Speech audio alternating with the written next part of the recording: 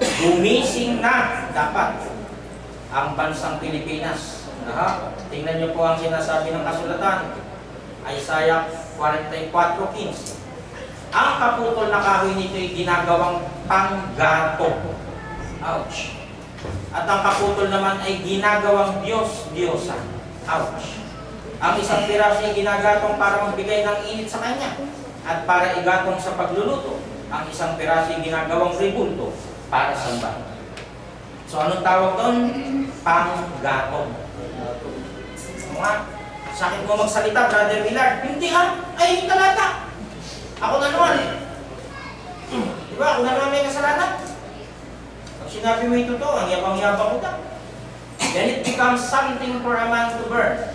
So he takes one of them and warms himself. He also make a fire to bake bread. He also make a god and worships it. He makes it a graven image and falls down before it. Kamang-mangan, maniwala. Ang sabi sa Acts 17,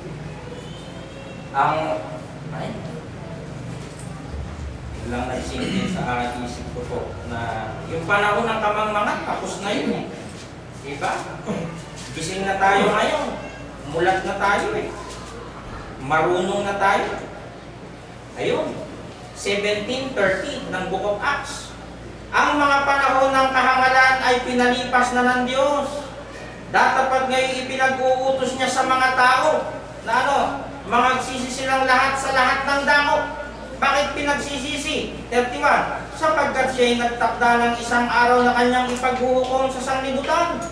Ayon sa katuwiran sa pamamagitan ng lalaking kanyang itinalaga na ipinatuyan niya sa lahat ng mga tao nang siya'y buhay niya mabulis sa mga patay. Kaya pinagsisisi yung mga tao.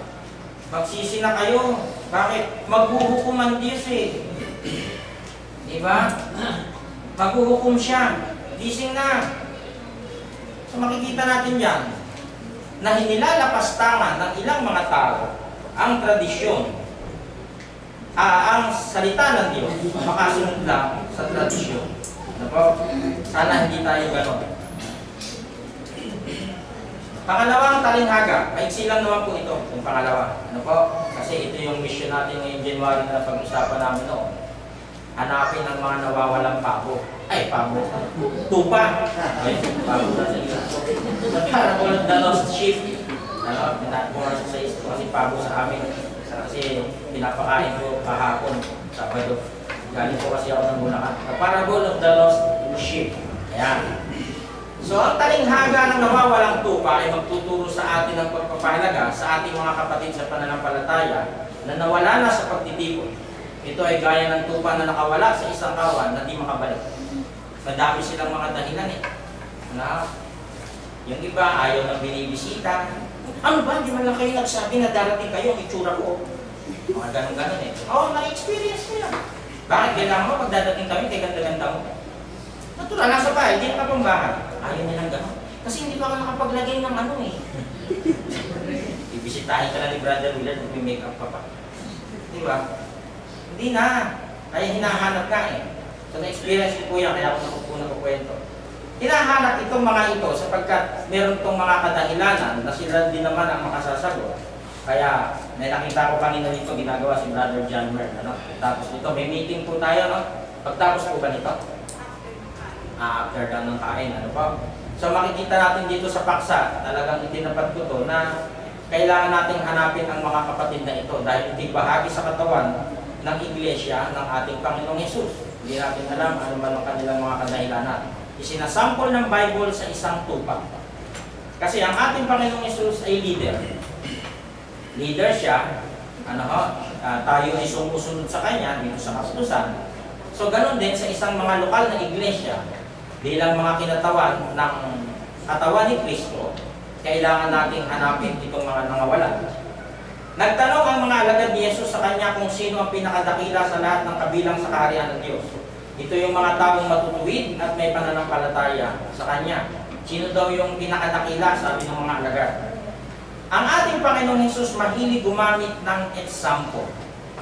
Sa Kanyang mga parable din po ito, sa Kanyang mga parable, ginamit niya yung mga lamba, ginamit niya yung buto ng mustasa, ginamit niya yung masa ng tinapay, At marami pa siyang mga ginamit na kung ano-ano mga bagay para lang ipakilala yung kanyang dinedemonstrate na talinghaga. Nang oras din yun, lumapit kay Jesus sa mga tagasunod niya at nagtanong. Ang sabi ng mga alagad, sino po ba ang pinakadakila sa lahat ng kabilang sa kaharian ng Diyos? At that time, the disciples came to Jesus and asked, who is the greatest in the kingdom of heaven? Tinawag ni Jesus ang isang maliit na bata. So ito yung sample. Ano po? Ang kanyang isinample dito, bata naman. Para sinabi niya, ining, o anak, halika dito, halika. Isinample niyo yung bata. Kasi nung mga nakaraang pagtalakay natin, ang dami niyang example. At pinatayo sa harap nila at sinabi, sinasabi ko sa inyo ang totoo. Kung hindi kayo magbago at maging tulad ng maliliit na bata, hindi kayo mapapabilang sa kaharian ng Diyos. Nilalim, no? Ba't bata ang ginawang example? Kasi yung bata, kung mapapansin niyo po, unang-una, inosente, walang muwang, mamaya-maya, pag nainis siya nagalit, ba't inahuli sila? Hindi nagtatanim na sa mga loob. No? Kaya isinasample niya, yung isang maliit na bata, na kung hindi kayo magbago, sabi, kung hindi kayo magpakababa, maging matulad ng maliit na bata, hindi kayo mapapabilang sa kaharian ng Diyos. Then Jesus called the little child to him, set him in the midst of them, and said, assuredly, I say to you, unless you are converted and become as little children, you will by no means enter the kingdom of heaven. So bata ang kanyang example dito. Ang sino mang nagpapakababa, yun pala ibig sabihin nun. Yung bata na sinasabi niya, may kinalaman pala yung sa pagpapakababa. Tulad ng batang ito, ang siyang pinakadakila sa lahat ng kabilang sa kaharian ng Diyos. Example niya dito, bata. Whoever therefore humbles himself as this little child, the same is the greatest in the kingdom of heaven. At ang sino mang tumatanggap sa batang tulad nito, dahil sa akin, ay tumatanggap din sa akin. So, ang lalim na ng salita. Kanina, literal na bata. Ngayon, parang nag-iiba na yung bata. Ano? Kasi parang lumalabas dito yung bata na tinatanggap. Parang may faith na eh. Ano po? Pero yung bata naman hindi pa sumasampalataya niya. And whoever welcomes a little child like this in my name welcomes me. Maliwanag na ang pinakadakila sa kaharian ng langit ay inihahalin tulad sa isang bata, musmos, inosente, walang kasalanan.